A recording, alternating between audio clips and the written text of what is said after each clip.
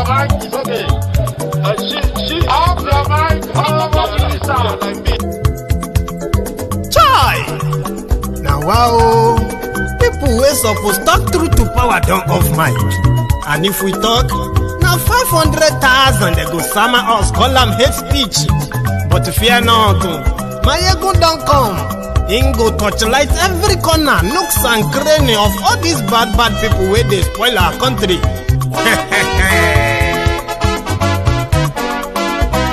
So my people make we laugh, oh, yo yo. Maiyegun don't come, oh, yo yo. My people make we shout, oh, yo yo. Maiyegun don't come, oh, yo yo. Maiyegun don't come, man of the masses, oh, yo yo. Maiyegun don't come, oh, yo yo. Maiyegun diary politico, oh, yo yo. Maiyegun don't come, oh, yo yo. This one not the off in mind, oh, yo yo. Maiyegun don't come, oh, yo yo. Can in the touchlight every corner, oh, yo yo. Maiyegun don't come, oh, yo yo. Okay, some people be they holla say they want the power. Chai, them be promise us say we go get light and power. Nah. Them hustle sote they can't get the power. But now they know they do anything with the power. Sure. Every day, dollar just they get the higher power over naira. Still them talk say make we off mind. But thank God say Maiyegun don't come. So my people make you laugh, oh, yo yo. Maiyegun don't come, oh, yo yo. My people make we shout, oh, yo yo. Maiyegun don't come, oh, yo yo. Maiyegun don't come, man of the masses, oh, yo yo. Maiyegun don't come, oh, yo yo. Maiyegun diary politico, oh, yo yo. Maiyegun don't come, oh, yo yo. This one not they off in mind, oh, yo yo. Maiyegun don't come, oh, yo yo. Person where they do evil, no one make person talk.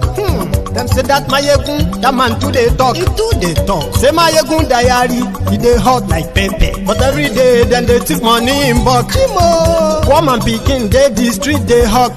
Still them talk say make we no talk. But thank God say Maiyegun don't come. So my people make you laugh, oh yo yo. Maiyegun don't come, oh yo yo. My people make you shout, oh yo yo. Maiyegun don't come, oh yo yo. Maiyegun don't come, man of the masses, oh yo yo. Maiyegun don't come, oh yo yo.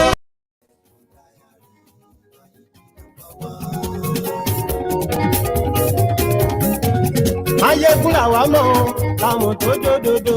Hello there. Share the broadcast. Maiyegun ti dé o. Invite your friends. Tell them Maiyegun is live. Lórí Facebook, lórí YouTube. Gbogbo bó ṣe ń lọ ni Maiyegun já wa sí. I'm sharing the broadcast. You should share the same. Àṣírí ọ̀jẹ̀lú kì í bò níbẹ̀ o. You can share the broadcast too. I'm doing same. So let's do that for a minute. Àní Maiyegun máa wí. Maiyegun diary,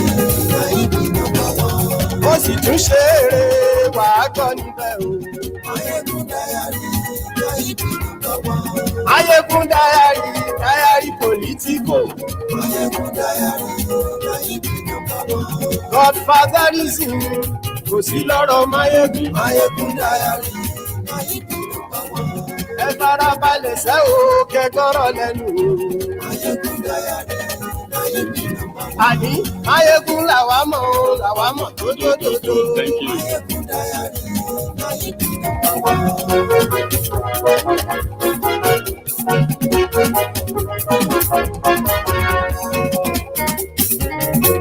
àní ẹ̀sùn rákì. Maiyegun ti dé. Maiyegun ti dé. Ọ̀jẹ̀lú ẹ̀sùn rákì. Maiyegun ti dé. Àní ẹ̀sùn rákì. Maiyegun ti dé. Thank you so much for joining me from wherever you are watching from.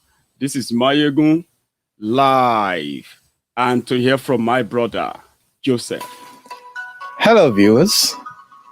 You're welcome to another edition of Maiyegun Diary Political. I am glad you tuned in today, and today's edition promises to be another explosive one as usual. Let's get started. Let's get started. Thank you so much for joining me from wherever you are watching from. This is Maiyegun Live. The top discussion about Nigeria as we speak today is if Nigeria should break up or it should not break up. The conversation has gotten to a stage whereby if Nigeria will break up, to how many parts? Now, the fact that Nigeria has gotten to that stage where everyone is interested, what is going to be the next thing to do? We have those who have been, using every opportunity to appeal to our fear, to appeal to what scares us.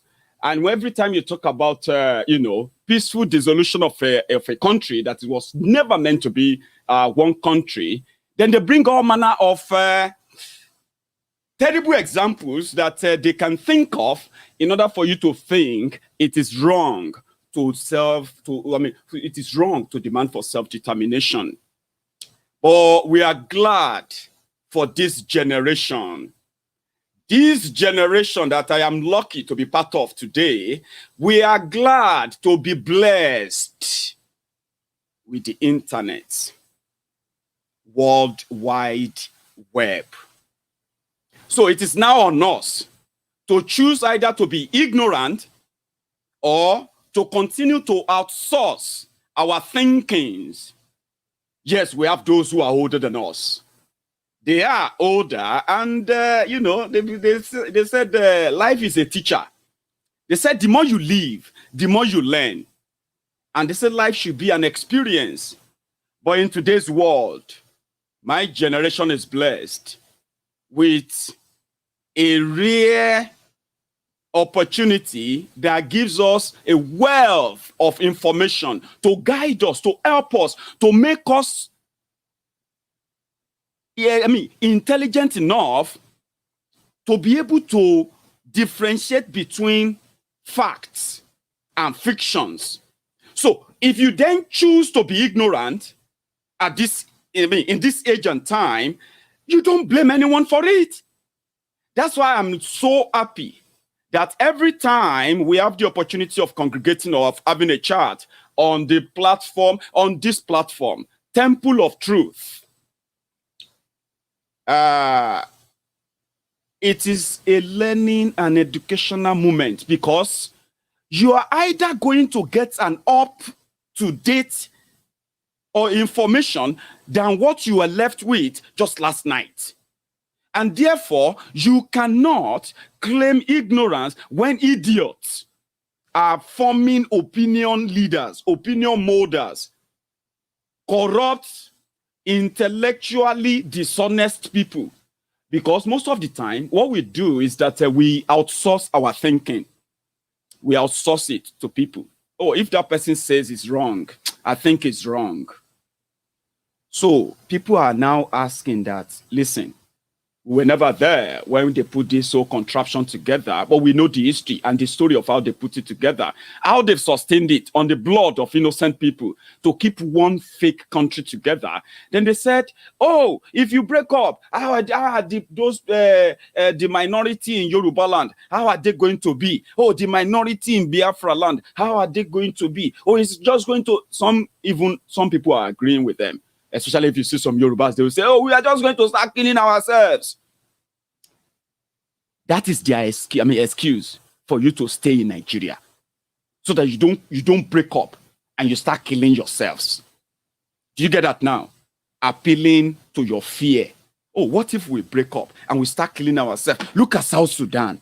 Oh, look at South Sudan. After their independence, they started killing themselves. War. Oh, we don't want war. Oh, we don't want to follow these people. Oh, they are going to start killing us. Oh, we are minority. Oh, we shouldn't be part of it.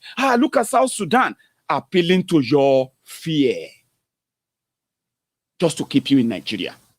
Even though you are facing a palpable existential security threat that kills you every day. But no, you don't want to be South Sudan because you don't even know South Sudan. You don't. You don't. Because if you do, you'll probably never be among those to be swayed by that force blackmail. Oh, if you break up, or they are going to start killing themselves. Oh, we are start going to the Egbas are start going to kill the Jebus. Oh, the Oyos are not going to agree with the Igbominos. Oh, the Igbominos are never going to agree with the Ekitis. Oh, the Ondos are never going to be in the same meeting with the, all manner of things. Oh, we are just going to start killing ourselves.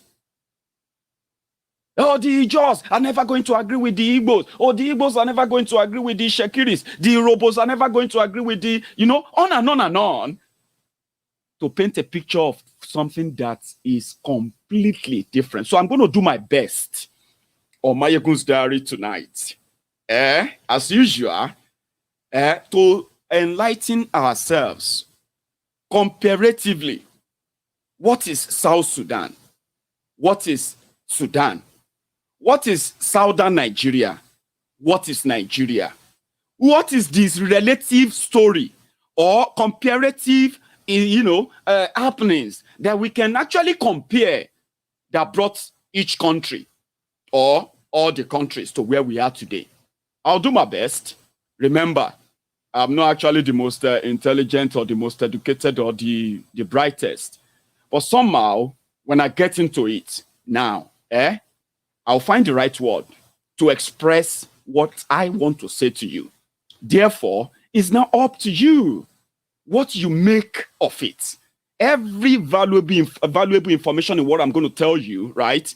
You can what? You can develop them, help yourself. It helps your sense of judgment when conversation around something that affects you, but you have no idea how much it affects you because the opportunity of you, the chance of you thinking deeply on how it affects you has been taken away from you by those who continue to appeal to your fear. Don't entertain that. Oduduwa Republic, it's going to be war. Oh, Biafra, look at it. They are going to deal with them. It's going to be war. Who are those who are dealing with them? Who are those who are going to bring the war? Who are those who are going to stop these countries from going? Now, this is where Sudan comes in. And let me tell you something. Nigeria is going to break up. Are you with me? Those who are working tirelessly, trying to convince the Fulani oligarch in northern Nigeria, by the time this cookie crumbles, everything is falling apart now, by the time the old cookie crumbles, you will realize that Nigeria will break up, okay? And if it's going to be true war that they said they are bringing, now let us now relate it to South Sudan and Sudan. For 20 years, let's start with that.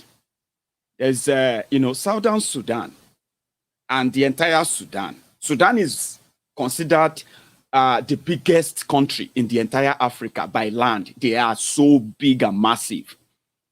However, as big as massive as they are, the Southern Sudan, which has a population of just about 11, 12, or 13 million people, okay? They are the part of the southern part, smaller part compared to the larger part of the country, so like Nigeria. Now, the northern part, using their size, according to what the Egypt that colonized them handed over to them, like the British that colonized Nigeria, handed over to who they believe that they were the larger part. They have everything to what? To retain power, but they have no resources to sustain their people. So they will rely on the South, while the old governance. So the South can control the economy, while the North hold the defense and power. Are you following me? That is exact arrangement in Sudan. So a man came in, okay? So a man came in and his name is Omar Al Bashir. Omar Al Bashir came to power through coup, because that's where the story started, and that's where Sudan divided. On him, Sudan divided. And he continued the further milking and exploitation of the South. But there was an arrangement when they were being given independence from Egypt. That arrangement, like Nigeria too, was that the Southern Sudan will be autonomous. They will be able to do whatever they want to do according to their own dictate and pace. That was an arrangement, okay? The Northern Sudan, they will also develop according to their own pace, at their own time, and all region will control their resources. But when the North, using their size, took over in 1976 or thereabout, they stopped that autonomy, like our own 1966, when the military terrorists, when they stopped the regional system of government. So they had theirs. So the autonomy that the South enjoyed was taken away from them by the North. Because they have the size, they control who become president. Then they have their own history of coup. Omar Al Bashir became their president through coup. And the onslaught continued. Meanwhile, the South didn't give up. So they started what became a civil war. So that ended sometimes in the 80s, but they resumed again in that same 80s until 2005. So for donkey years, the Sudan that you see out there, Sudan, president of Sudan, oh, Sudan, this and that, it was a divided country within, that they were using the power of gun and propaganda and buying some fools from Southern Sudan who agreed with the arrangement of Sudan generally, even though they are from the Southern Sudan. While these killings, these attacks, this abuse, exploitation lasted to the point that rebels were controlling most part of Southern Sudan. They recruited child soldiers. Children were recruited to be gone. They committed so many human rights crimes during that long war. The whole world ignored them. But they had the resources. They have the oil. They have everything to make them great, right? So in 2005, finally, the autonomy that was stolen from them through the barrel of gun, like the autonomy for Western region, autonomy for Eastern region, autonomy for the Midwestern region that people fought for, the thing that gave them identity, that gave them some kind of representation, that made them feel like, well, we are part of a country called Nigeria, was stolen away from them in 1966. And it has never been restored since then. So since 1966, there have been, in Nigeria, there have been Southern collaborators who have been rewarded with president, with governor, with, senator, minister, contractor, this and that, ambassador, to keep that lie of a united Nigeria together while they continue to kill everyone who questions that arrangement. Same thing was happening in Southern Sudan. The difference was that the Southern Sudan, they did not give up and continue to talk like me and you are talking now. They decided to fight it, and they never stopped fighting for it until 2005. Finally, that autonomy was restored to the people of Southern Sudan. Years of war, years of destruction, years of deprivation, years of exploitation, years of corruption, generations destroyed, generation born who never saw anything other than what Sudan made them. But Southern Sudan is landlocked. As much as they are not more than 12 million, they are landlocked. It is one of the countries that is actually inside the center of Africa, that in the north, they share border with Sudan. In the south, in the east, they share border with, countries like, what's that country? Uganda or thereabout. They are so inside. So after 2005, so they are now ready to face their own demon. The demon of their limitation placed on them by Sudan and the rulers of Sudan and their collaborators. So it is now time for them to face their own demon. How are they going to come out of this? How are they going to build their country? How are they going to build their people? And in 2007, they were given their independence. In 2011, they gained independence. And I think in the same 2011, they got admitted into the United Nations. So this is now a country trying to come from the ruins of decades foisted on them. The journey that could have been easier if indeed they were considered to be part of Sudan.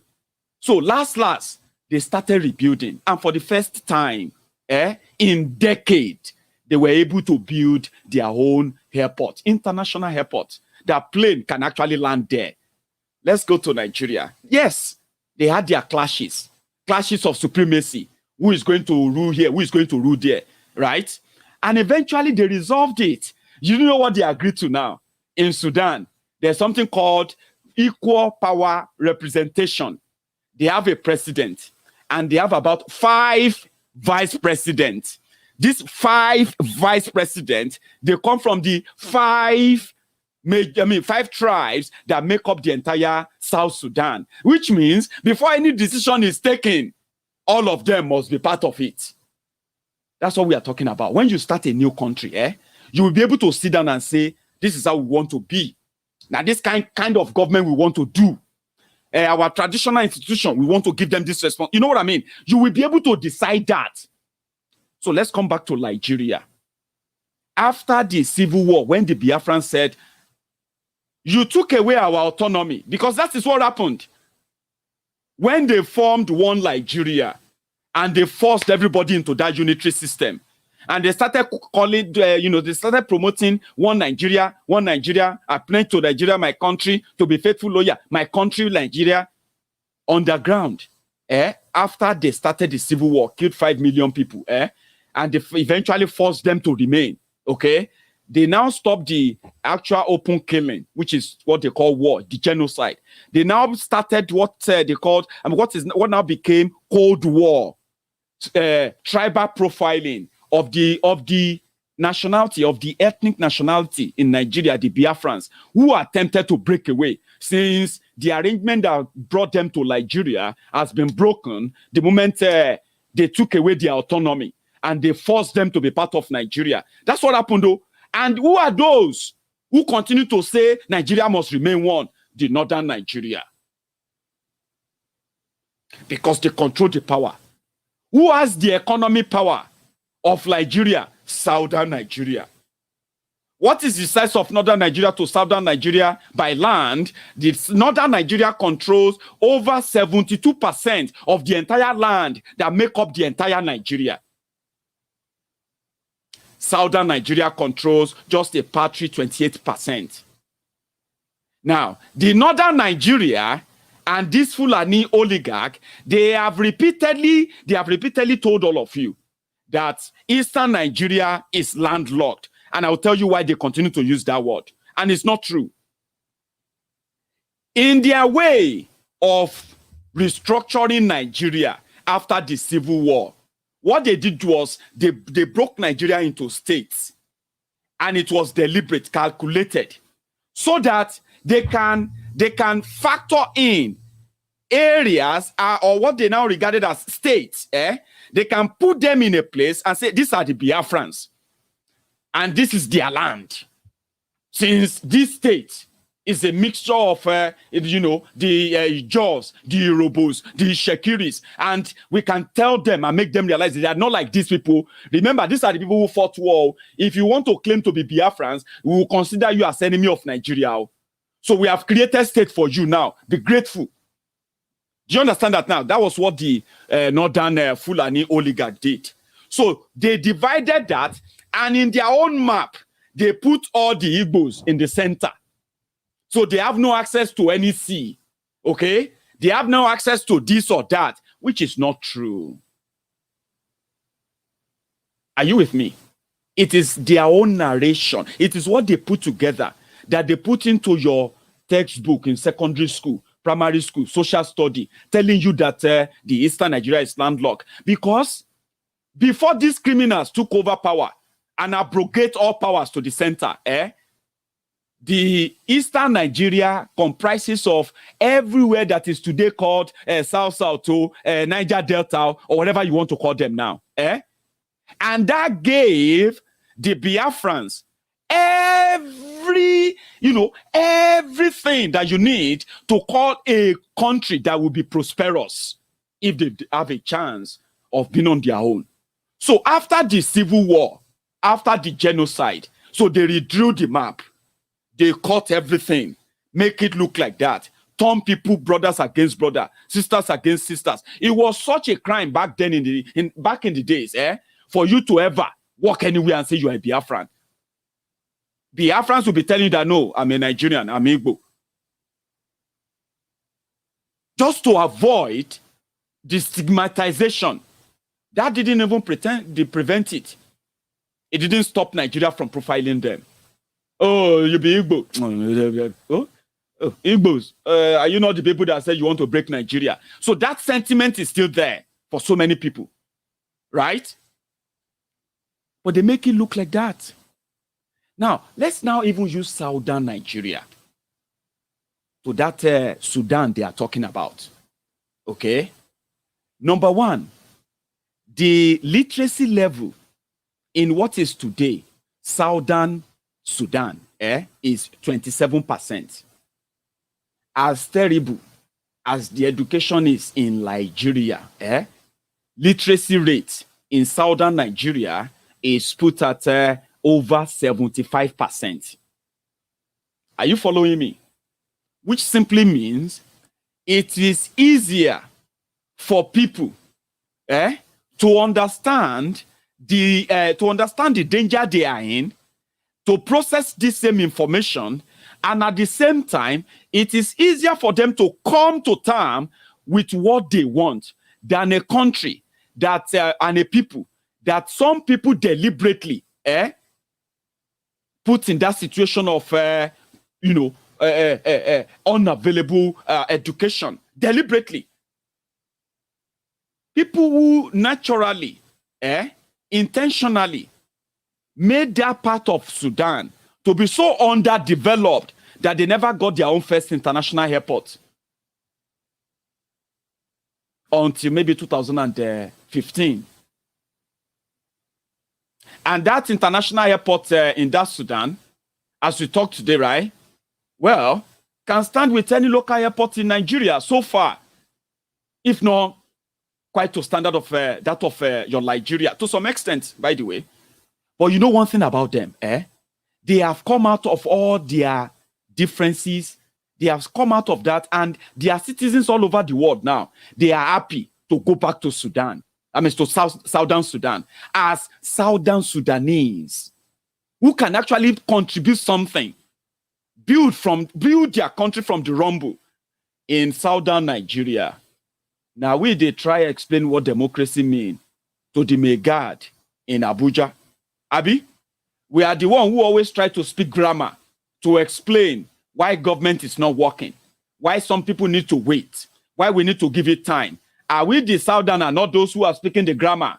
Are we not the one who are also funding the media, spending money to promote the propaganda of one Nigeria, one Nigeria? So are you saying we are not educated enough to know what we want? Like the Southern Sudanese? And if the Southern Sudanese can come out, they are the newest country in the world today. And they are closer to you. They are landlocked. Genuinely, they are landlocked. But guess what? They are building faster than what Sudan built for them in over 50 years. So can you tell them that they are not developing when for 50 years, you know what I'm talking about? Now, let's go back to the Eastern Nigeria, the Biafrans.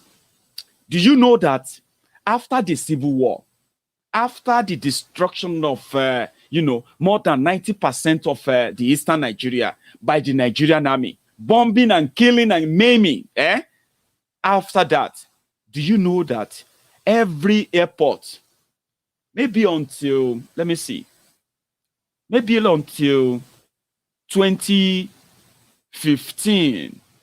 Just, I'm trying to be generous here, okay? Maybe until 2015. Do you know that every airport in eastern Nigeria was built by the people, association, communities of the people of the Biafra land? Do you know that?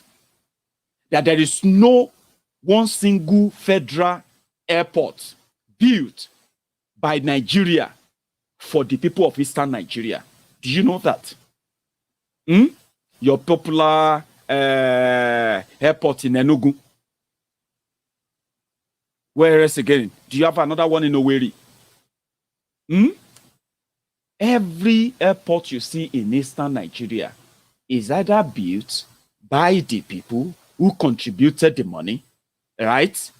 Or built by communities who also contributed that money. No single one up to this moment. Do you also know that for 50 years after the war, there is no single rail line of that of federal government of Nigeria to say Nigeria built this standard gauge rail line that is operational to the eastern part of Nigeria? Do you know that? Well, now you do. And it is deliberate. Okay? And do you know that the economy of Nigeria today, as of today, even from after the war, the economy of Nigeria, which solely rely on importation, do you know that the fund resources running that kind of industry for decades now, keeping Nigeria moving, even as much as you can't produce anything that you eat or you use other than to import them? Do you know that the only nationality that invested so much into that industry have been the Biafrans after the war? And do you also know that even in this modern day and time, Nigeria is borrowing money to construct new rail line from Kano to Maradi in Niger Republic, and Nigeria is going to borrow the money, and Nigerians, everyone in Nigeria will pay for that loan, paid for fully by Nigeria to Niger Republic. And do you also know that it will cost less than what they are going to borrow to construct that rail line from Kano to Maradi in Niger Republic? It will cost them less of that to construct similar rail line from Lagos to Onitsha. Do you know that?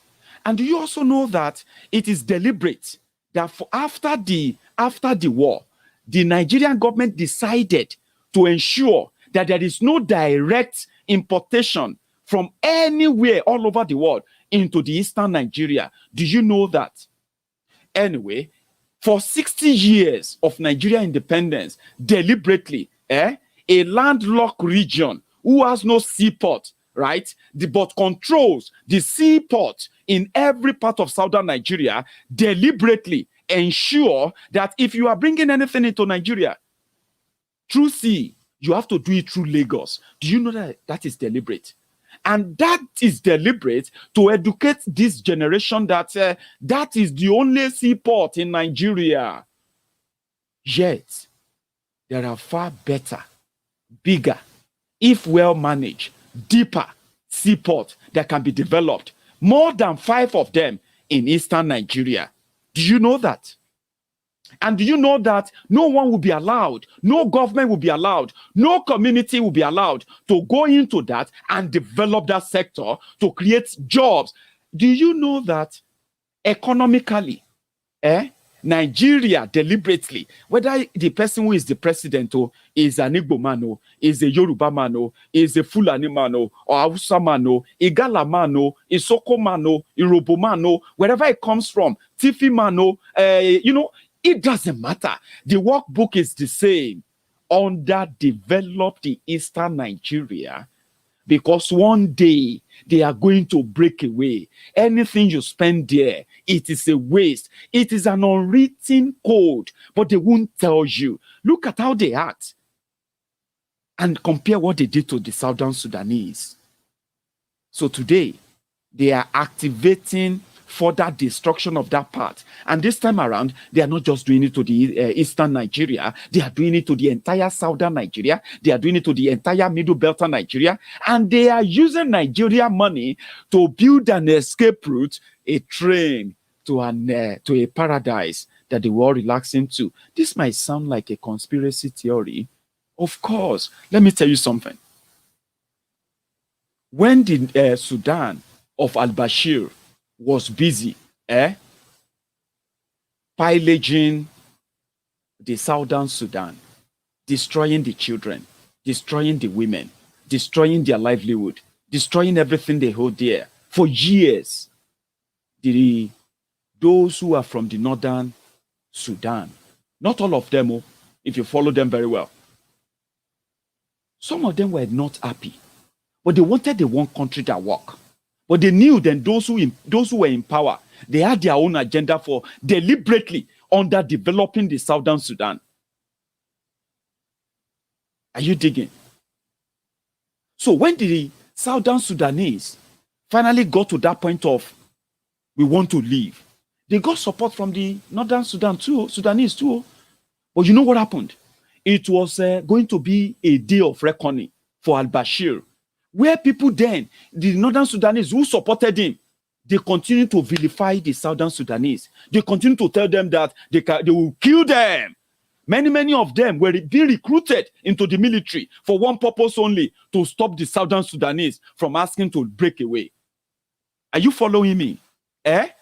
Citizens who were born into that orchestrated propaganda of destroying a people simply because they have different belief, they have different, they have different identity that should have been respected. The autonomy, given to them. But the generation of northern Sudanese who thought they needed to build a country, like the generation of the northern Nigerians who call themselves northern Nigerians today, who are hell-bent in saving one Nigeria, even though they don't understand. As Al Bashir was destroying southern Sudan, it wasn't really sparing the northern Sudanese. The poverty was the same. Sharia was everywhere. You cannot drink alcohol in public. It was a upright this and that, using religion. But the day that is northern Sudanese, after the southern Sudanese broke away, the northern Sudanese, they took over Al Bashir's palace. A revolution started. Al Bashir was arrested. And when they broke into his palace, Alaye, there is no kind of alcohol or brand that they didn't find in that his chamber. They are like, hey, for years, this man that will put a whole of a bed sheet all over his head, and will be reading Quran, and will be speaking Arabic. Hey, this person a drunkard, sha. That is what will happen to northern Nigeria. So they believed their leader. They thought they were fighting for a country. They were saving a country, a great country. Some enemies want to break it up, some this and that. But last, Southern Sudan broke away. The northern Sudanese, they saw the truth. They saw through the lies. And they couldn't take it. Brothers and sisters, it didn't take them 3-4 years after the Southern Sudan broke away from Northern Sudan. The people saw through the lies of all their leaders. Revolution started. Oh boy, Al Bashir was consumed by that revolution. Sultan of Sokoto, Abi, Uthman Danfodio of Sokoto, is going to run away. Buhari, oh dear. Every one of them will run away the moment the Southern Nigeria pathway with northern Nigeria. So as they had them back then in Southern Sudan, there were Southern Sudanese who were claiming to be Sudanese. We are Sudanese. We are not Southern Sudanese. All this nonsense must stop. All this agitation, all these killings. We are just killing our people. This is never going to happen. This is a waste of time. Because they wanted to be alive. So they were supporting the Al Bashir government. Last, some of them are now living in exile. Some of them are still Southern Sudanese. And their interests are still protected there. So if anybody is telling you or comparing Southern Sudan with Southern Nigeria, they are trying to intellectually manipulate you. Don't let them. They are lying to you. There is no way, in any way, you will compare Southern Nigeria with Southern Sudan. Okay, there is no way. No chance. I was watching a video, and they said the people of Southern Kaduna, they have decided to break away from the people of Northern Kaduna. I'm like, Omar, we are in the breakup season, Make everybody just plan your own thing. When are you going to tell your people that you are done, you want to move? Everybody should start getting mentally, psychologically prepared. You see that Nigeria you see today, you're not going to see it again very soon. All that is left now is just the what do you call it? The consensus of the Southerners, the Biafrans, the Oduduans, and everybody who wants to have their own country everywhere, coming together to say, you know what? Let us first move and see what development look like. Let's see what development feels like. The likes of Tifnumbu will have no place. Forget it. They will just, all of them, you see, the moment that change happen, they will just have to, retire finally and just give up. They can't fight it. You have no idea. By the time this thing gets to some level now, you begin to have an idea. Our brothers and sisters who are for revolution now, they are worried that they have no place or any position being placed for them in this Oduduwa Republic because they have not found any commoners into the revolution for a better Nigeria and, a free Oduduwa Republic that they can actually have the same dream they have for one Nigeria in a place where every idea like theirs is welcome. Please don't always be carried away by social media comments, okay? That's why I said if you are following Maiyegun's diary, you are entitled to your own opinion, but you have access to information that you can process and be like, okay, oh, I didn't know that. Oh, really? Oh, I never knew that. Well, that makes sense. That is what Maiyegun's diary is all about. I am not here to tell you what to think, what to say, what to do, when to think. You get what I mean now? But you will be so much well-built enough that you will be able to have the pieces of the information. You'll be able to pieces them together like, okay, well, that makes sense, right? Okay. So don't let them continue to appeal to your fear, okay? Don't let them make that permanent in your head. Southern Kaduna want to break up from the Northern Kaduna. It's a good thing, but it's up to them. That won't stop Oduduwa Republic. It won't stop Biafra because that's not enough. If the people of Southern Kaduna, after breaking away from Northern Kaduna, if they want to join their brothers and their cousins and nephews in Benue, Middle Belt, to join the rest of us in the Southern Nigeria to take a position, they are welcome. But guess what? We are in the breakup season. And I think all of us should see this. It's going to be a long night. If you still have the time, let's go to Southern Kaduna and Northern Kaduna. They have started the breakup meeting. And they have agreed to part ways like this. May we all rise up as we welcome His Excellency and His entourage to this very, very important gathering.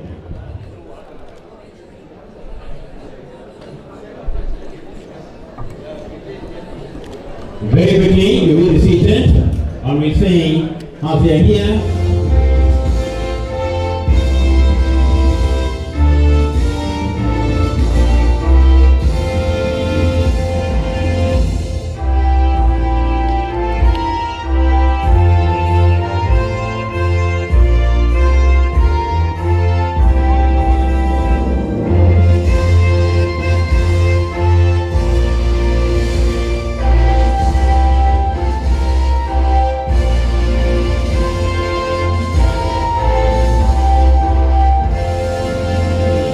Never had to consult anybody.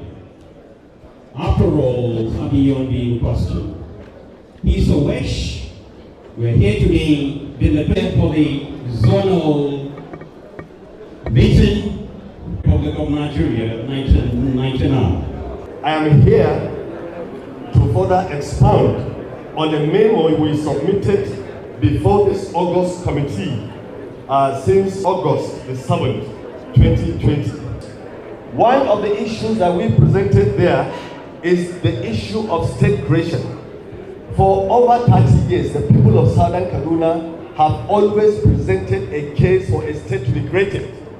And it has become difficult, even with the report of the 2014 National Conference, where it was recommended that 18 states be created, including Gurara State, for the people of Southern Kaduna. 1 minute. Section 8 of the Constitution has become very cumbersome. So we hereby suggest that this committee amend Section 8 of the Constitution to make it possible for the state of Gurara to be created. Secondly, we suggest also a restructuring of the present geopolitical structures. We have 6 geopolitical arrangements, and Southern Kaduna is in the northwest zone. We want an 8th geopolitical arrangement where Gurara State, if created, will be part of Middle Belt West geopolitical zone.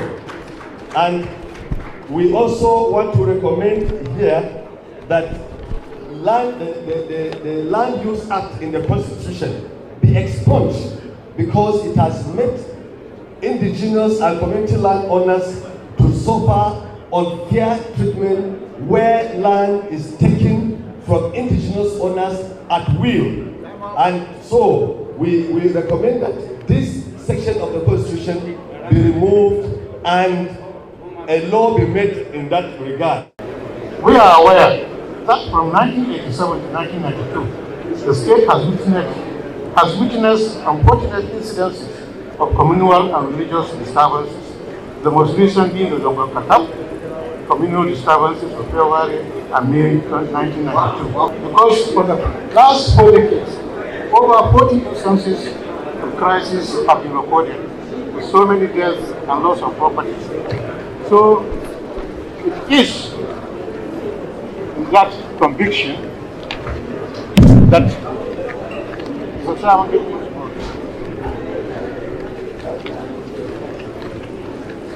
I have to summarize.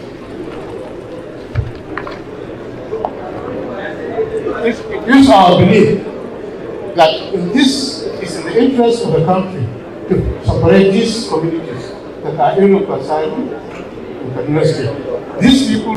I wish to express my heartfelt condolences to all the... That's what I can say. But what I'm trying to show or prove to you there is that, yes, meanwhile, they are not the only people asking for state. Some of them still believe in one Nigeria. In southern Nigeria too, there are some Igbo leaders who are also pressuring for more states as their own way of, giving them equitable representation in Nigeria, okay? So all these things are going on. There are other people who are also pushing for more states in Yoruba land as a way of, okay, if Nigeria must work, let's create more states. Let's do, you know what I mean now? So don't be surprised that they are asking for that to part way. What I actually wanted to prove to you there is that we don't need anybody's permission, especially southern Nigeria, when we are ready. We don't need anybody's permission to come together and tell the rest of Nigeria that we don't want to be part of Nigeria anymore. But that must come from a very strong consensus. And that's what we are working on. We'll get to that place, so by the way, I'm so sure of it. So we don't need anybody's consultation. All this madness about the southern governors didn't consult with the northern Fulani leader, or they didn't consult with the Fulani leaders, so how can they expect to take a decision about open grazing? You see, in the next few months, listen to me, as the killings continues, as their genocide they are already carrying out in East. Do you hear what the police chief said today? They said they have kidnapped over 1,000 people. They said they are high-profile IPOB ESN sponsor. So they have kidnapped so many innocent people as you are watching this video, and they are doing it every day, okay? In order to fulfill the mission of the genocide going on in eastern Nigeria right now, everywhere. As the Fulanis are trying to invade, the Nigerian military, Ebu Behagu, they are hunting down innocent people, picking them up, kill the ones they can kill right there, burn their properties down, and take away those they can take away, unaccounted for up to now. And it's going on every day, even as you are watching this video. So, as they are,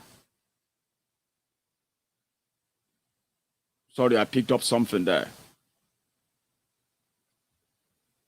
So as they are busy doing this in eastern Nigeria, the same thing in the next few days, next few weeks, next few months, they are also going to be rolling out what will be like a carrot and stick approach. You have been hearing their leaders now. Oh, we need to ban open grazing. The same people who said open grazing was right. Even Masari came out and he said open grazing is un-Islamic. They are trying to use the carrot and stick, make it look like, okay, if all of you want to break Nigeria because of the Fulani who are killing you and all of that, okay. Now, we want all of you to see that we condemn open grazing too, to buy time.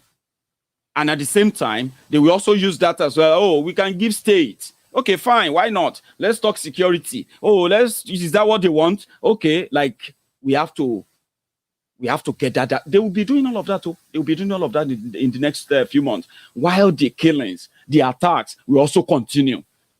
Do you understand that now? So they will turn this unity begging to so many things. They will become so desperate that they will begin to give you state like na bread and butter, na bread and cake. I mean, sorry, bread and akara. Don't be swayed. Do not be deceived. Whatever they can do to keep this until 2023, they are doing everything. Somebody said Nigerians are going to elect a new president in 2023. I was like, dream on. Just tell us that you are going to write the name of another person if they will let you write that, okay? But in Yoruba land, in Biafra land, in the southern Nigeria, by the end of this year, you will know if there's going to be 2023 or there will be no 2023. Or if that your 2023 is going to be about referendum or something else, they can't hold it tight for that long with where they have dragged themselves to now. Especially now that they have beaten more than they can chew. I just wanted to warn you about that. Okay? So we don't need anybody's permission. Nobody's permission. Until we find that common ground where everybody from the southern Nigeria will realize that you are actually being trapped to be killed. Look at what happened in Benue. Look at what is going on in Benue. They will come out and pretend. Buhari already told, Garbage already told the governor of Benue that you either accept Ruga. If you want peace in your state, you need to accept Ruga. That's the first time they publicly told an elected governor that if you want peace, then you must accept Ruga. Publicly. And they have been killing them since then. 36 people, 36 bodies were recovered. On social media, you must have seen all the pictures. I can't share them. You have seen all the killings in southern Kaduna, but they found a way to gather in a room to ask for a new state. No wahala. I am not from southern Kaduna. If southern Kaduna want to have another state, fine. I want a country where the autonomy lies in the hands of the people, not in the hands of some serfs, some slave masters who believe that, now destiny give them. No, destiny didn't give me destiny. That useless destiny they are talking about did not put my destiny in the hand of any of those criminals. And with the government in their hand, they have done enough damages, if I have to put it that way. So don't let anybody deceive you about South Sudan this, South Sudan that. Okay? Grab your phone. Go on to, what do you call it? Go on to Google. Google is your friend. It's just a click away. From there, you can begin to read, gather information about what you need to know. Something some of those empty heads will never tell you. They don't want you to know because they don't know themselves, but they will appeal to your fear. You are just going to be killed. They are just going to kill the people. Why should asking for your own country lead to you being killed? Because that is how the Fulani terrorists kept power. That's how they have kept power for this long. And all of them and their own allies and their own, friends in the South. All those friends in the South, they have no power. You know it. You know that they can get rid of any of them anytime they want. Yes, they may be walking about as governors, walking about as senators, walking about as this and that. When they come for them for real, you know what I'm talking about. You realize that they have nothing. People that walk about that can't control the police, they don't control the military, they don't control anything that has to do with security, but they can only use them to oppress their own people. When the governor wants their military to beat you up, he will put a call through. The military will come and then they will beat you up. But when Fulani terrorists are attacking you, if the governor called them, they will tell him, we don't obey, we don't take order from you. So how can you not be smart enough to know that those who are parading themselves as political leaders, religious leaders, opinion molders, traditional rulers, who also want us to believe that they speak for us, do you know that most of them, all of them have no power if the Fulani terrorists come for them? From Yoruba land, to Igbo land, to Ijo land, to Ishekiri, to everywhere, they have no power. They are just holding the power for them. You know what I'm talking about. If one of them shoots gun up now, kabu, kabu, kabu, kabu, kabu, kabu, kabu, kabu, you know what will happen? Fellow Nigerians, all these fools from the south, they will quickly gather their passport, everything, whatever they can gather, grab everywhere. They will leave all of you there. And they are the people who are saying they love Nigeria. You know why? Because they are not in control. They're not born them well to do a meeting and say, oh yeah, no way, we don't want any coup. When they hear that the military from this barrack, that barrack, they are on their way to government house, they will be the first to run away. But when we talk, they will say, we represent our people. We are elected by our people. We speak for our people. Loriro, we know. But you see, the moment the people find that common ground, we are getting there. The moment the people find the common ground to say, let's push it. You see those ones who are parading themselves as your leaders in Yoruba land, in Igbo land, you will realize that they are actually absolute nothing. Information. Southern Sudan became a country in 2011. Go on there. It's right there. I can read it here on my phone. Don't listen to those fearmongers. You are in danger already. Your community can be attacked any moment from now. Your story may be the next story we are talking about. Those who died in Benue overnight, many of them were still alive 2 days ago. Do you know that? So you are alive today watching me from Nigeria, but you know it, that you are living in an existential security threat. And anything can happen to you now. Now you are walking about with blood of Jesus, blood of Jesus. Oh man, they said the way the people of Nigeria use the blood of Jesus, if nobody say it is abundance, the whole thing for don't run on a short supply. Because every small thing, blood of Jesus, headache, let's use that. Police illegal arrest, assault you use blood of Jesus to take you out of it. Only and all of that. I'm not mocking your religion, okay? I'm just saying that Nigeria has messed you up so bad that you are living in fear, but you've created something to make you feel better. That maybe with that you will be protected, or that is why you are actually being protected. It is. I don't know what they call it psychologically, but I will give you my own. When I use my hand, you understand what I mean. So it is something like you trying to create your own alternative world. When you realize that the world you are living in, you are so powerless that you can't change it. You think you are mentally, physically, or psychologically powerless to change it. So you decided to create an alternative one that makes you feel like even if you are in danger, something will take you out of it. Baba. Maybe say they work all the time. Oh, are you with me? Nigeria is so bad that even Nigeria will make you hate your own religion, make you hate your God. Have you seen where people are questioning God? God, why? Tony, Alone, did I not worship you enough? Hey God, did I not serve you enough? Why would you just take my everything? That's what Nigeria does to you. Nigeria make you question your own faith, question that your God. It damages you because Nigeria wants you to attach everything that is wrong with you. that you don't have an idea what you should do, to God. Are you with me? That's how Nigeria mess you up. And when we talk about it, some people take insult. Are you insulting God? Are you trying to insult God? That's Nigeria. That's Nigeria talking in you, not you. If you think very well, there is no point in you proving how powerful God is or not. You should be the example of it. My brothers and sisters, apart from you creating your own alternative world, alternative one that make you feel safe, sense of safety, can you come to reality quickly, just for 2 minutes? Everything I've told you about Nigeria, the insecurity, you know they exist, Abi. You know they exist, but you know that taking yourself away from it will not take it away. Do you know that? Now you can go back to that your trans world, okay, and enjoy it. I hope a shock will not bring you back. Are you with me? You live in that danger now, and there is no alternative option you can create that can take you away from that danger. Are you with me? And that is why anyone appealing to your fear, telling you that there's going to be war, they are going to kill you, they are going to do this, people are going to die. What they are not telling you is that people are already being killed.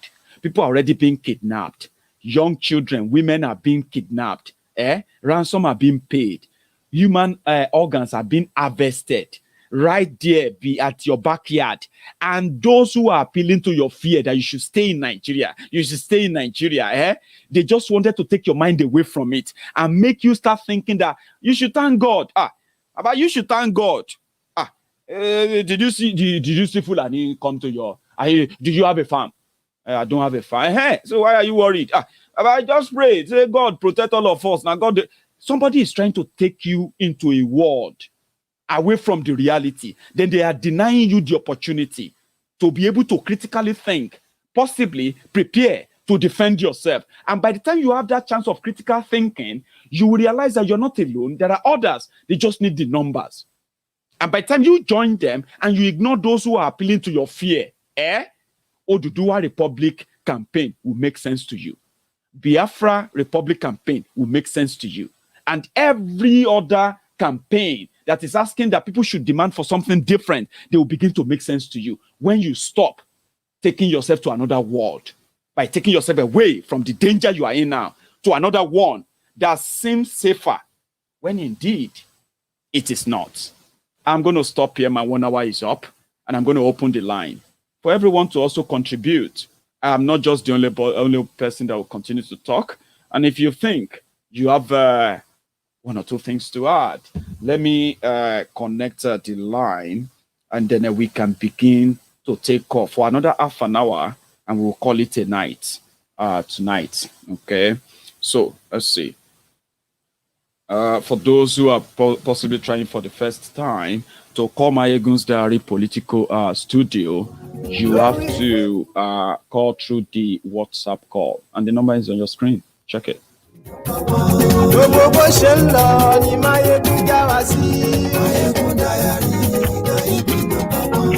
Hello there. Hey, my brother, Maiyegun General. Yes, sir. How are you? Good evening, sir. Good evening. I'm doing okay. How are you? I'm very well. Your name? My name is Anthony. I'm calling from the United States. Anthony from the United States, please. Yes, I just want to thank you for the enlightenment, for the comparative analysis, and your juxtaposition of South Sudan and Nigeria. I hope that the minds of the blockhead will hear this gospel. I just hope they are listening, because you cannot succeed with fraud for too long. By the way, I just want to draw your attention to what you mentioned yesterday when you were doing something. I didn't have time to phone in, so I called for a long time, but the line was busy. Yeah, just quickly. One Auntie Gwegwegwe, we call them Auntie Gwegwegwe, in Afibo, who claimed to be the police PRO, who said there was no bomb blast. I I hope that Antigua Guegua is listening to this message and face reality. If you see the wind is blowing, bring ourselves back to reality and stop taking ourselves to another world that pretend that it's all right. Everything is well. Absolutely. Now, the big wind is the next season is the people, the masses are going to start facing them. It's just a matter of time. It won't be long. Thank you, Anthony. It started in Port Harcourt some days ago and somewhere in Bayelsa, and it's still coming down. Gradually. People are hungry and angry. Thank you so much, Maiyegun. Thank you, Anthony. I love that. So I've got another caller on the line. Thank you so much, Anthony, for calling in. Thank you, brother. Let's see if I get that. Hello there. Yo. Are you good? Yes, sir. Your name? General, here is Chukudi. Hi, Chukudi. Wait. Chukudi, fire. Yes, my brother. I still say you they discipline them again. They set the record straight. They explain. They show them. So, my brother, make I drop this one. It's like this. Go on. Nigerian government identifies with the terrorists. For them, it is an offense to fight against the terrorists. Repentant Boko Haram are recruited into Nigerian military and are paid 150,000 naira monthly, while the real soldiers get 50. If you are in Nigeria claiming to be speaking for the masses, comfortably and alive, if the government doesn't call you terrorists, then I am ringing the alarm. You are Boko Haram. Confirm. Scam. Worse than Boko Haram. Yes, I am ringing the alarm. Confirm Boko Haram. Such this scam. Worse than Boko Haram. So Boko Haram will tell you the truth, what they will do to you. Quote Quran, Surah 98, verse 6, and Quran, Surah 9, verse 29. But Nigerian government will tell you, oh, citizens, don't fear. We are here, there, everywhere, and we care. We'll share, and like a bear, their lives, they will tear down. So I am ringing the alarm. Thank you. You are Boko Haram. Such a scam, worse than Boko Haram even. And SARS is a pro-justice like IPOB. Maya Lafia, Bubakabagina tribe, Maiyegun, Simon Eba, more than 8 protesters. Persecution by Nigeria is Biafra agitators. And now Ududuwa, execution by Nigerian military. So I am raising the alarm. If Nigerian military doesn't look at you as terrorists and Nigerian government, that means you are like Boko Haram that is sci-fi. You know, that is a scam again. Worse than Boko Haram. So my brother, check this one. I said, NSAS protesters, they've been tagging you terrorists. End up in Canada, like DJ Switch. And 6 Boko Haram members who were convicted in United Arab Emirates. That's right. 2 got life sentence. Why each of the rest 4 got 10 years? So $782,000 they wired to Boko Haram, involving Nigerian government officials. Yes, they are hiding them. Said though the convict lost their appeal, could file a fresh appeal. Same Abike, let me take another call because of our time. Okay, we can go on and on and on and on. I'm going to stop you there tonight. Thank you so much, Chukudi. You have a good evening. Keep it up. Thank you so much, Baba. That's a good one. There, I can go on and on with him. Anyway, I'm sorry for keeping you waiting. So, hello. Oh, dear. Hello, can you hear me? No.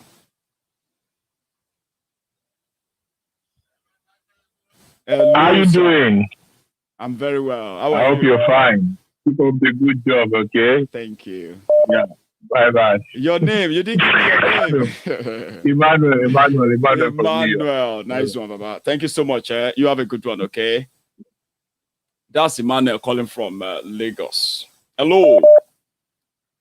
Hello. Hello there. Hello, the General. Yes, sir. Hello, the General. Who am I speaking to? Yeah, my name is Shegun, calling from Essex. Shegun from my Essex. My name is Olusegun, calling from Essex. Lovely brother. Yeah, in London. You are live. Yeah, my contribution is very straightforward. So don't let us be distracted, yeah? Okay.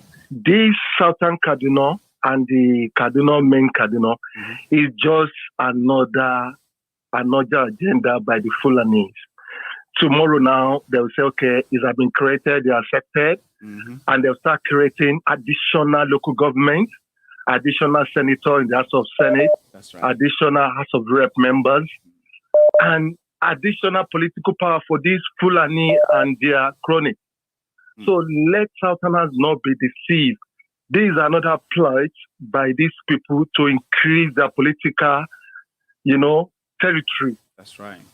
So we just have to be very careful. Niger State, they are doing the same now. Niger State want to divide, go into two states. That's right. So we just have to be very, very careful. These people want to increase their members in the House of Senate and the House of Representatives, more local government to get more allocation. More local government, more allocation from the federal pulse. And so we just have to be very clever now. Thank you so much. Yeah. Okay. Thank you. Thank you, Maiyegun. yeah, Thank you. You have a good one. Okay. So I have another caller. Hello. Hello, Maiyegun General. Hello, sir. My name is Omar Al Bashir. Thank you. I'm calling from Germany. Yes. Okay. I'm that from Germany. You are live, sir. Correct.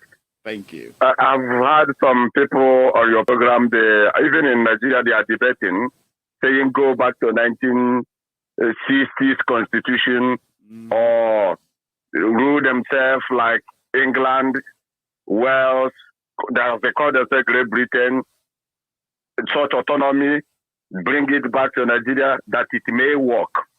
But what they forget to know, those people in the House of Assembly, all those people debating, both on channel televisions and all the professors, what they fail to know is that that constitution worked in 1960s because there was no terrorist organization such as Boko Haram, such as Fulani herdsmen, terrorizing everybody there. In UK, they are practicing that autonomy they are practicing in UK, and it's working because there is no terrorist organization in Wales or Scotland or in England terrorizing everybody there. That is why it seems it is working. No restructure in Nigeria can work. I mean, let us take a minute and say, okay, we restructure Nigeria now. What if the same Fulani wake up tomorrow, carry out a military coup, and return back the constitution back to where we are today again? What will people do then?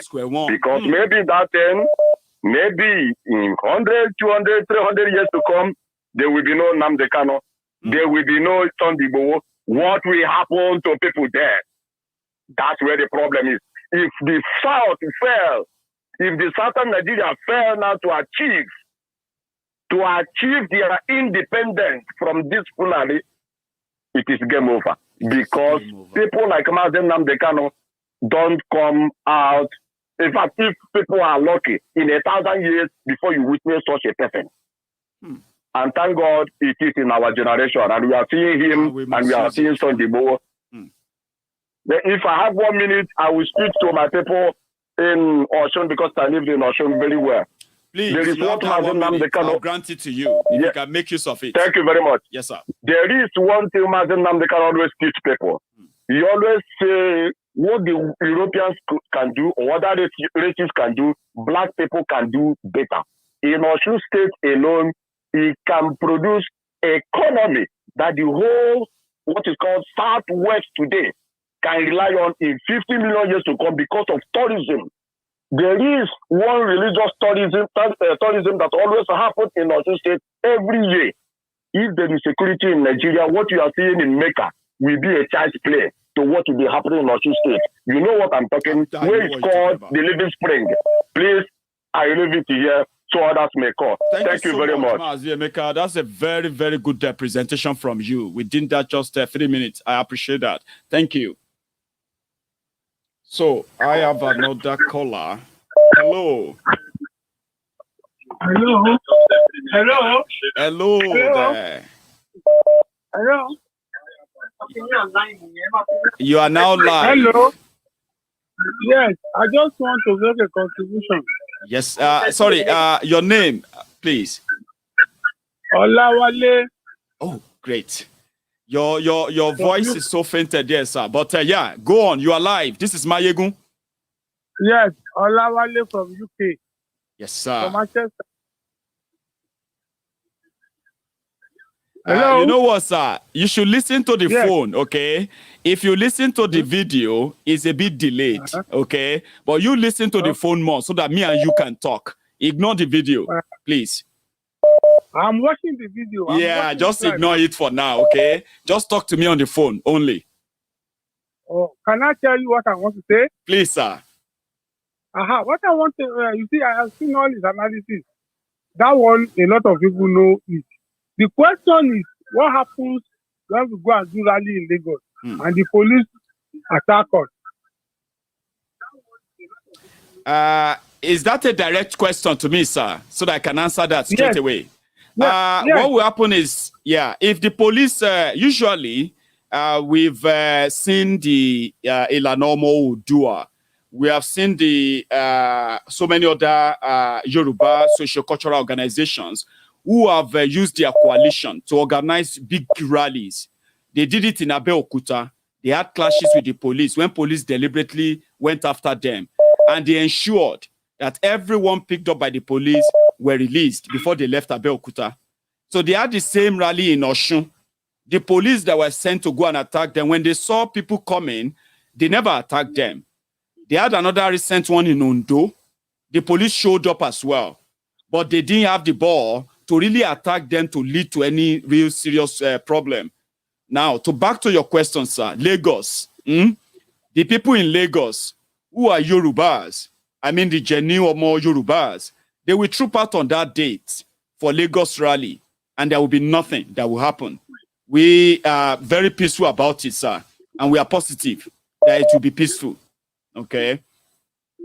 Yes, thank you very much. I agree with you because I have been following this thing over a long time. Out here in Lagos City, there are 3 factions. The commissioner of police is saying he's not going to accept. I know. The Tinubu faction is going to use Oluomo to attack them. What happens? Ondo State Governor Akeredolu, he released about 3 statements. And in fact, the last one he released about Oduduwa Republic rally in Ondo was that there must never be any rally in Ondo State. They are not welcome. That is in Ondo State. But it happens, sir. Yeah, I know it's Lagos State. MC Oluomo is in Lagos State, Abi. Sir, there will be no problem. I can tell you that. On that day, I'm not saying there won't be few guys coming out, but we are talking about Sunday Igboho. MC Oluomo and their crew and their gang, they know Sunday Igboho, sir. Tifnumbu knows Sunday Igboho.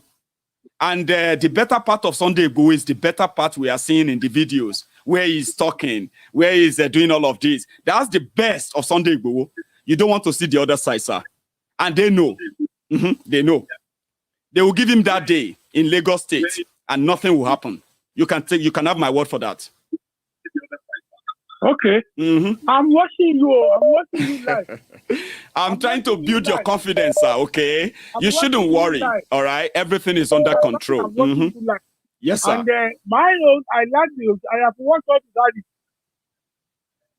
Okay. Thank you, sir. Let me take another call, okay? Continue watching. Okay. We are about to round up. Thank you, sir. Okay. Yes, sir.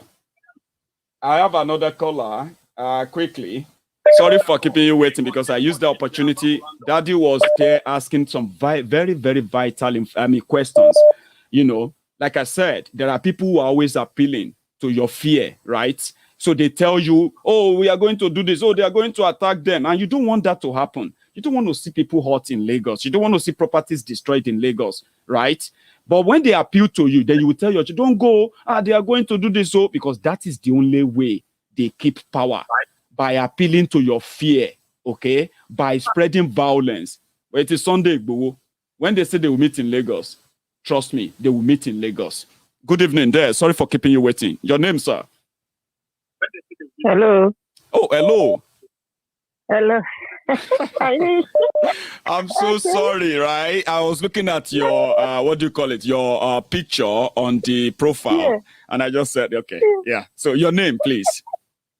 Kathy from London. Kathy. Oh, Kathy. You are watching on YouTube. Is that same Kathy?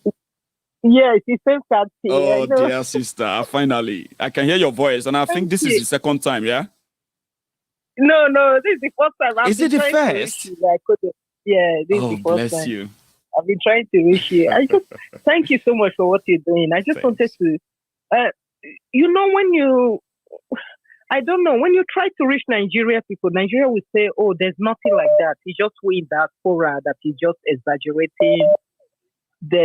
There's nothing happening in the country. I'm not so sure because I wanted to travel recently, but I couldn't because of the COVID. But I'm just kind of scared because of the insecurity. Is it true that nothing is happening there by what we preaching about, what we like? Let me tell you how Nigerians love to put things, and you are going to agree with me to some extent, okay? You see, when things are not affecting people directly, then it is not happening. Not because they don't know it's happening. Because according to them, right? Oh, you will come from abroad now. Are you going to go to farm? Yeah, just so blaming us. You know what I mean? Are you my sister? You won't go to farm now. We can always get somebody to, we know you know what I mean? So they make you feel like it's not that serious until somebody become a victim. Then you become the story. And if you only live to, if you survive to tell the story, I don't think it's a trauma that anybody wants to witness. So it's real. They know it's real. They are only trying to live and adapt to it, like try to adjust to the recent reality.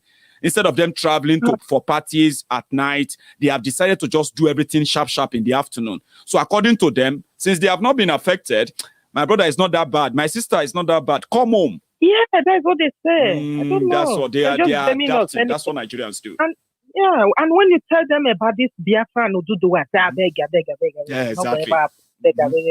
No, they exaggerate for their use diaspora. You just exaggerate. I don't know. I'm confused. Don't be confused, okay? Just plan your movement, all right? Yeah. Plan your movement. Gather enough information. I'm not saying you shouldn't go, all right? You can still pretty much go, all right? But please, get enough information before you go. Get an up-to-date information, in fact. Don't rely on everything we say on this platform because I can't really, confidently say every information they give to you on there, right? But when it comes to the insecurity, right, about Nigeria, nowhere is. And therefore, gather enough information about your movement before you go. Plan them very well and keep them to your chest, close to your chest only, until you get there. Thank you. You have a good day, okay? Yeah. Have a good day. Thank you. Take care. Happy to speak to you today. Thank you. Bye. Have a good one. Bye-bye. Yeah. So, hello. Hello there. Hello, Maiyegun General. Yes, sir. You are live. Your excellent. Yeah, Pete Chooks from Germany.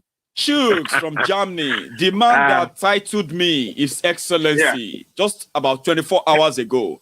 Brother, you are live again. Yeah, and I maintain it. You are proving it every day. Oh, thank you very much for your wonderful sermon. Thank you. I'm very proud of you. I don't want to take much of your time. I just want to show my support. I love your program today. It's very, very exciting. You gave many insights, and I love the way you just compare Southern Sudan and Sudan and Nigeria. It's just exactly what we needed. Because even me, I must confess, sometimes it comes to my mind, look at Sudan, they split it and they were, and you know they have a lot of tribe like Nigeria.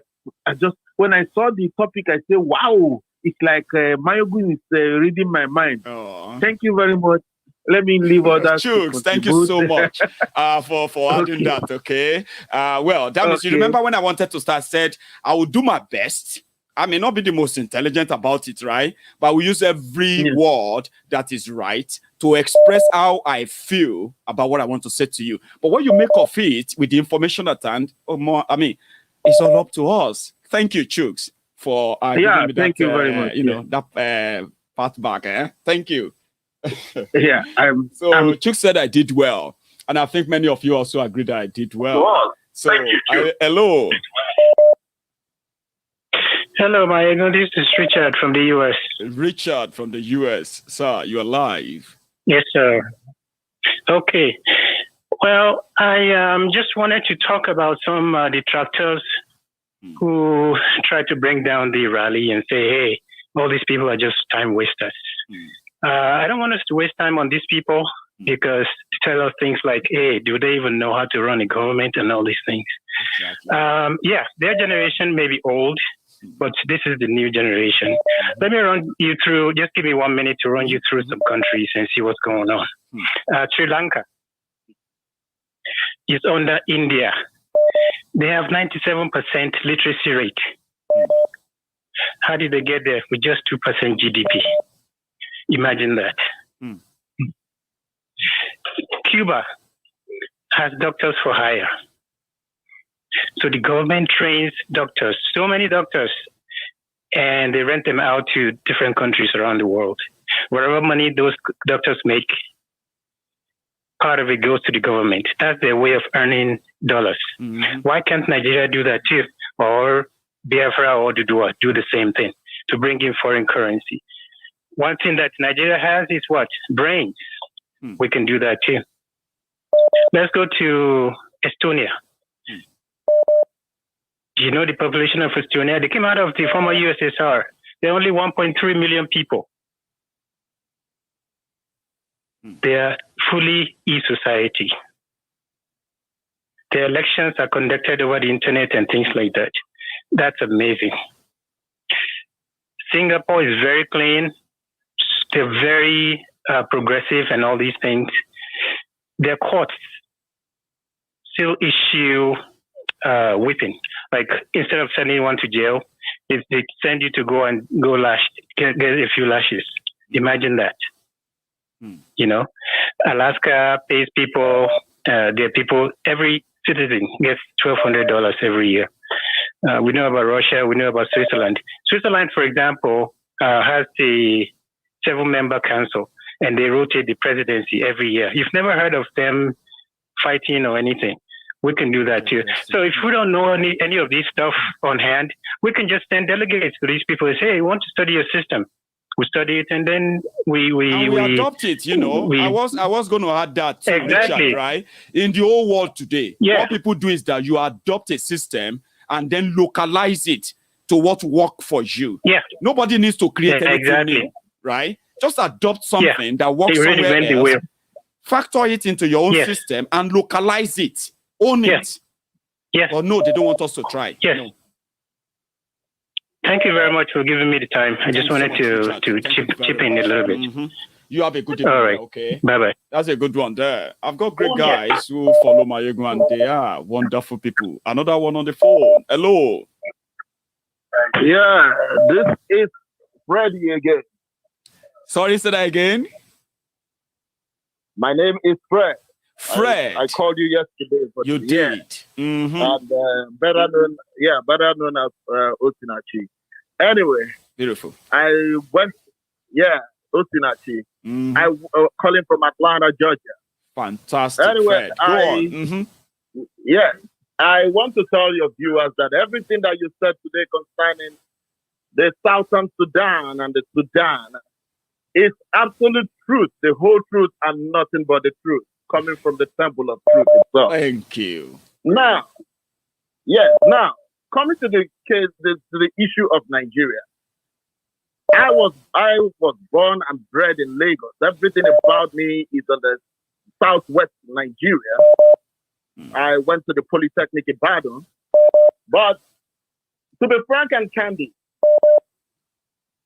the reason, one of the major reasons that this Fulani jihadi, Janjaweed, anything you can call it, the reason they are hell-bent in destroying the people of the southeast some part of Nigeria, the Igbos, is because they knew the resistance will always come from there so much.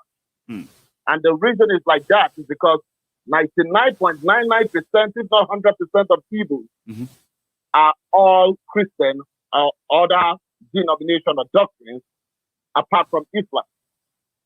Then when you come to the southwest, they believe they've been able to divide the Oduduwa with Islam. They use it as a tool. If you look at it, majority of the Yoruba people who are in support, that comes out openly to support the one Nigeria, 99% of them are Yoruba Muslims. I was looking at the Ragamuvian, the Kaduna State government.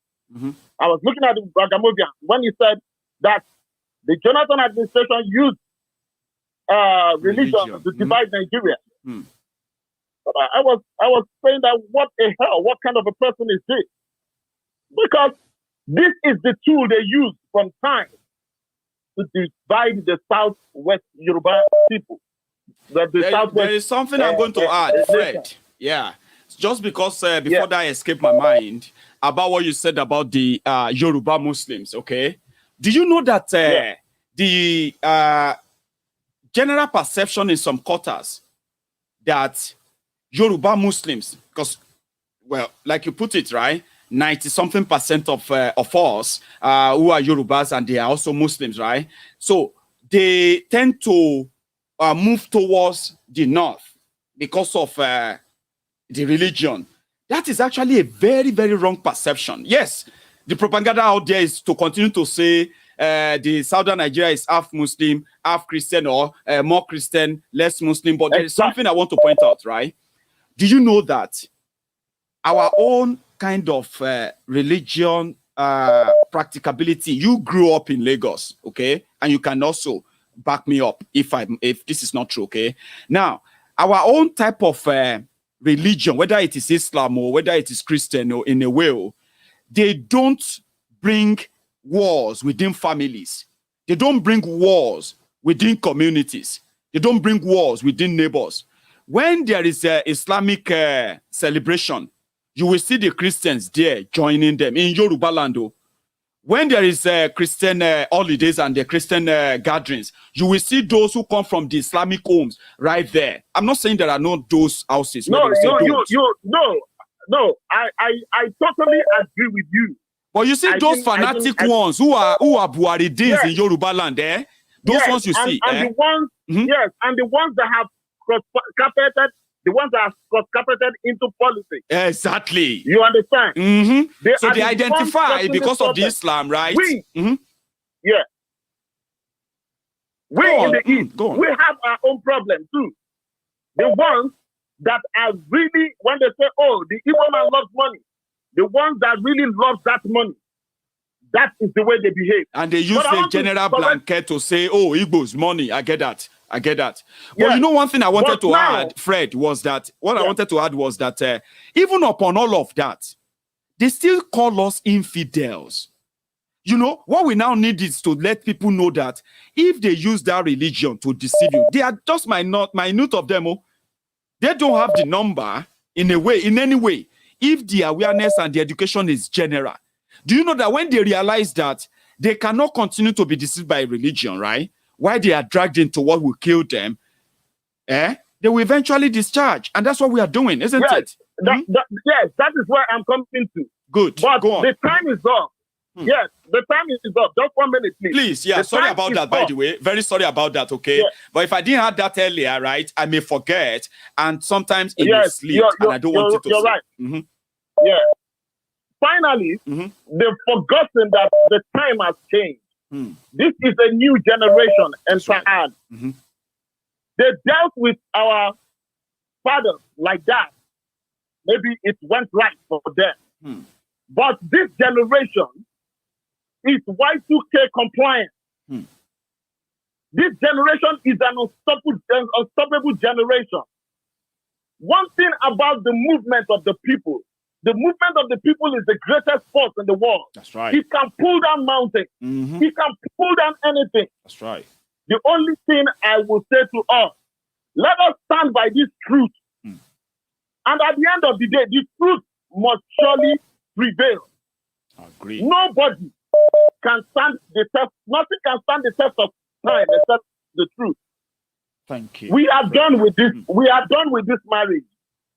Say more. We are done. Say more. We are done. Is it by force? We are not asking for war. Nobody's talking about carrying cutlass and guns. But relatively civilly, we've asked that let us make a referendum. If Tinubu is popular, if the governor of Imo State, the stupid guy in Imo State where I come from, if he's popular, if the one in Enugu is popular, if Wike is popular, let them come out and fight and say, oh, give these people a referendum and let them say their mind. Let the people decide. I tell you, it is not going to be up to 10% that will go against the referendum. I believe. They will all come for the referendum. We are sick and tired. These people are not providing anything. They are not a provision for the vision of what was given to the country as Nigeria. You didn't provide anything. You make no provision, nothing. Rather, you take us back. And yet, it is not enough for you. Then what do you give to us? What do you give to us? You give us insecurity, killing, mayhem, everything, everywhere. All in the name of Nigeria. I want people to go and look at the meaning of Niger. The meaning of Niger, that name is a devilish name. It's an evil name. The meaning of Niger is all things black. That has no definition. You cannot define black. If they ask someone to define black, nothing. It's just blank. The Lord Lugard and black, white. Blank. That gave that name Nigeria, which is Niger Republic. At the end of the day, we know who they were. They were occultic people. It is there. They were occultic people. They gave us that name and we accepted it. It is hard time we break away from that evil. It is evil. We break away from that evil and let us follow the path of life that God has destined us to be. Thanks so much. Thank you very much. You have a good evening, okay? Yeah, I love that. Have a good one. I'm going to take my last call now. Sorry if I haven't taken your... Hello. Hello, MG. Hello, sir. Allah ya sani. Lafiya ko. Lafiya kalau. I said may God protect you. Allah ya sani, may God protect you. Madalla, yawa. It's my name is calling from the United States. Amazing. Your name again, because I want to remember your name. Ahmed from the United States. Good. Now, I've got somebody who is going to wrap it up for me tonight. And it started so well. Live. Yeah. I'm learning. Maiyegun, you see, I've been watching, I've been listening. The last caller called, like I used to say, religion. If we keep bringing up stuff like that, it's like distraction. But when someone who is active in that religion comes in and is trying to block what we are doing, then we hammer that person. That's right. Be it you Christian, be it you Muslim, we don't care. As long as you side those oppressors, you side those criminals, then it means you are not with us. No matter what religion you practice. Exactly. I'm a core Muslim. I practice my religion. I do what I'm supposed to do. But to put people in distress in the name of religion, and that's madness. That's no more religion. That's madness. Like I used to say, I was born and I grew up most of my stuff in the north. Most of my friends are Hausas. Those are the people I grew up with. And today I'm very happy I am telling them, and most of them are beginning to understand. Even before I get to connect you and start listening to your program, I've been having that kind of mindset. But I used to tell them, but you know, they don't listen. They don't listen. But thank God now, most of them are beginning to, like, they will sit down reading and be like, that thing you said the other day, this, that. I was thinking this, I was saying, yeah. You know, you're trying to give them that kind of, like, let them understand. Exactly. And there is one thing you used to say. You said, we are not waiting for anybody. We are not waiting for anybody. If you want to break away, we are not waiting for anybody to tell us this is the time. No. Anytime, we can always do ourselves. Right now, I believe if the Northerners get to understand, like if they are coming up, okay, Yorubas are doing this, Biafrans are doing this, let us bring up something. Those northern elites will understand that, oh, this thing is getting out of hand, and they will start, the game is up. That will trigger more fear into those elites, and they will get confused. And before you know it, we'll be there. That's just what I have to say. Nothing more. I love that. You know, I've been so lucky. I've always been having, guys who always be my last callers, and they put a wrap on everything I've been doing. I'm like, yeah, I don't have to say much again. Thank you, Ahmed. Okay. You're welcome. And stay safe. And you too. Yes, bye-bye. Thank you. All right. Bye-bye.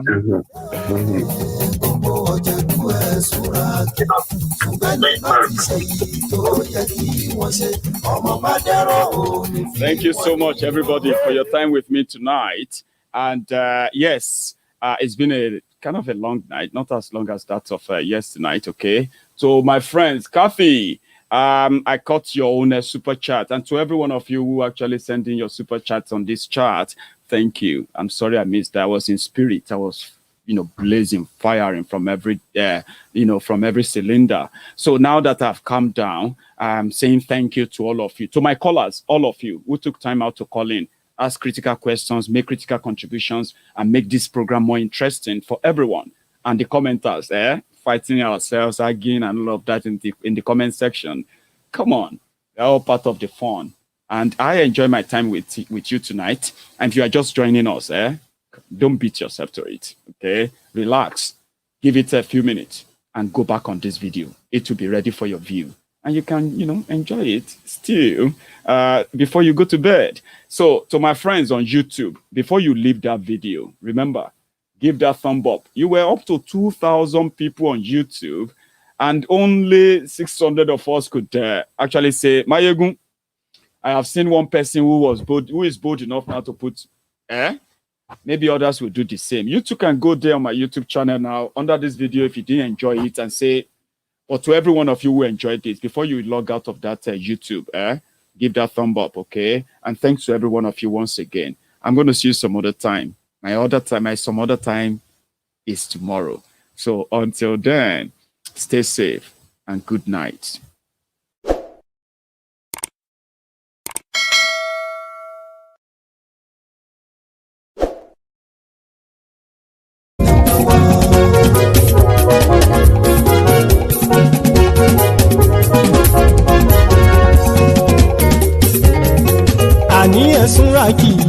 Maiyegun ti dé.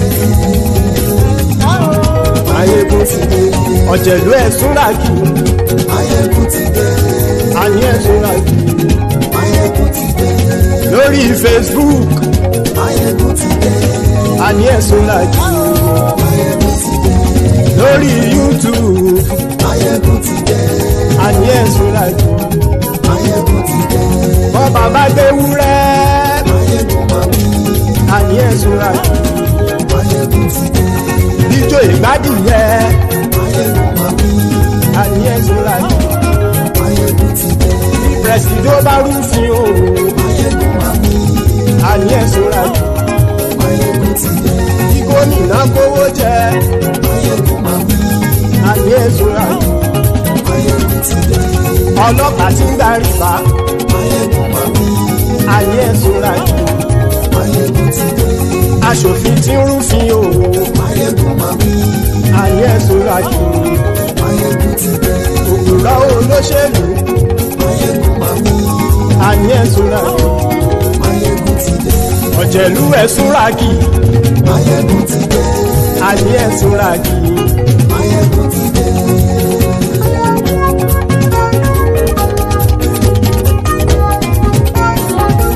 Maiyegun ti dé. Gbogbo ọ̀jẹ̀lú ẹ̀sùnra kì. Maiyegun ti dé. Gbogbo ọ̀jẹ̀lú ẹ̀sùnra kì. Ṣùgbọ́n ní bá ti ṣe èyí tó yẹ kí wọ́n ṣe, ọmọ bá dèrò ní fi wọ́n níran o. Maiyegun ti dé. Gbogbo ọ̀jẹ̀lú ẹ̀sùnra kì. Maiyegun ti dé. Gbogbo ọ̀jẹ̀lú ẹ̀sùnra kì. Ṣùgbọ́n ní bá ti ṣe èyí tó yẹ kí wọ́n ṣe, ọmọ bá dèrò ní fi wọ́n níran. Wọ́n fowó bẹ́ẹ̀ o, Maiyegun ó sọ pé wọ́n ò bẹ́ẹ̀. Wọ́n fowó bẹ́ẹ̀, Maiyegun ó sọ pé wọ́n ò bẹ́ẹ̀. Oníkanṣá ti ṣe èyí tó yẹ kí wọ́n ṣe fáwọn ará ìlú tó gbé wọn débẹ̀ o. Maiyegun ti dé. Gbogbo ọ̀jẹ̀lú ẹ̀sùnra kì. Maiyegun ti dé. Gbogbo ọ̀jẹ̀lú ẹ̀sùnra kì. Ṣùgbọ́n ní bá ti ṣe yìí tó yẹ kí wọ́n ṣe, ọmọ bá dẹ́rọ̀ ò ní fi wọ́n níran. Kì máa yí ṣe eré, ọ̀rọ̀ yìí kì í ṣe ẹ̀fẹ̀. Kì máa yí ṣe eré, ọ̀rọ̀ yìí kì í ṣe ẹ̀fẹ̀. Ẹni bá ti lè lẹ́bọ̀ lẹ́rù o, ọmọ bá dèrò kàṣà ìtú wọn síta. Maiyegun ti dé. Gbogbo ọ̀jẹ̀lú ẹ̀sùnra kì. Maiyegun ti dé. Gbogbo ọ̀jẹ̀lú ẹ̀sùnra kì. Ṣùgbọ́n ní bá ti ṣe yìí tó yẹ kí wọ́n ṣe, ọmọ bá dẹ́rọ̀ ò ní fi wọ́n níran. Tẹnitẹni ọmọ Maiyegun ọ̀rẹ́ ara ìlú mọ̀mọ́ ni mo fọlọ́run sọ ẹ̀ bá kìlẹ́bù. Lóòótọ́ olódodo ìlú ọ̀tá ìlú mọ̀mọ́ ni ìwọ ṣá máa ń ṣọ́ra kò sì mọ́ bẹ̀rù. Bọ́tà ń lé ibo níṣègùn lé káwọn mọ̀mọ́ fi ṣera wọn ni ó ti dẹrùn tí wọn ò gbọ́dọ̀ sè mọ́bẹ̀. Èèpo ọ̀bọ lọmọ bá dérò tàjẹ́ ò gbọ́dọ̀ jẹ́, ó ti jọba lórí àbínú ẹni kò sì mọ́ fòyà. Àìsíwọ́lu ní ẹnìkẹ́ ìgbódì ẹyin lábàrá o, ó kó ẹni tó bá dán wò á kàmù. Maiyegun ti dé.